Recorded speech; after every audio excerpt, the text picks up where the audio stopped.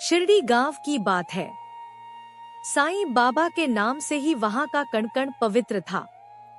बाबा का दरबार केवल मनुष्यों के लिए नहीं, बल्कि हर जीव के लिए खुला रहता था। बाबा कहते थे, सबका मालिक एक।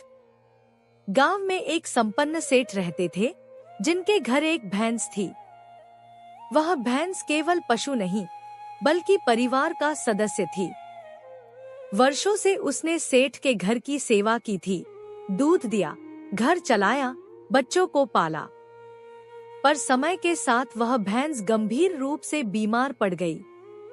दिन बीतते गए, भैंस ने खाना पीना छोड़ दिया। उसकी आंखों में अजीब सी बेचैनी थी, जैसे वह कुछ कहना चाहती हो। वैद्य बुलाए गए, दवाइयां दी गईं, पर कोई लाभ नहीं हुआ। सेठ और उनका परिवार बहुत दुखी थे। एक रात सेठ ने एक दिव्य स्वप्न देखा। स्वप्न में साईं बाबा प्रकट हुए, सफेद वस्त्र, करुणामयी दृष्टि। बाबा ने कहा, इस भैंस की अंतिम इच्छा अधूरी है, इसे मेरे पास ले आओ।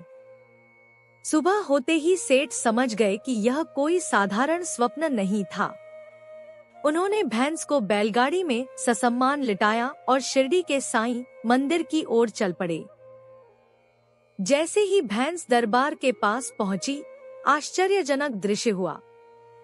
जो भैंस कई दिनों से हिल भी नहीं पा रही थी, उसने धीरे धीरे अपनी आंखें खोली। उसकी पूंछ हिली और उसके मुख पर अद्भुत शांति दिखाई देने लगी। साईं बाबा बाहर आए। उन्होंने भैंस को देखते ही कहा, आ गई तू, मैं तुझे ही बुला रहा था। बाबा ने पास बैठकर भैंस के सिर पर हाथ फेरा। उनकी आंखों में अपार करुणा थी। वहां उपस्थित भक्त स्तब्ध थे। बाबा एक पशु से ऐसे बात कर रहे थे जैसे किसी पुराने भक्त से। बाबा ने अपने कमंडल से थोड़ा जल लिया और भैंस के मुख में डाला। फिर बोले, तूने निस्वार्थ सेवा की है, अब तुझे और कष्ट नहीं मिलेगा। भैंस ने जैसे बाबा की बात समझ ली हो, उसने एक गहरी सांस ली, बाबा की ओर देखा और शांत भाव से अपने प्राण त्याग दिए। उस क्षण पूरे दरबार में अद्भुत शांति छा गई। ऐसा लगा मानो उस जीव की आत्मा को मोक्ष मिल गया हो। साईं बाबा ने भक्तों से कहा, जीव छोटा हो या बड़ा, उसकी पीड़ा समान होती है। जो करुणा रखता है, वही सच्चा भक्त है।